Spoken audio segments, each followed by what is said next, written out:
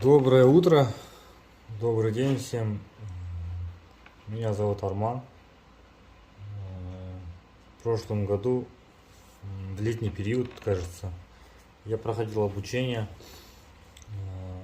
у девушки Гульмарья по маркету.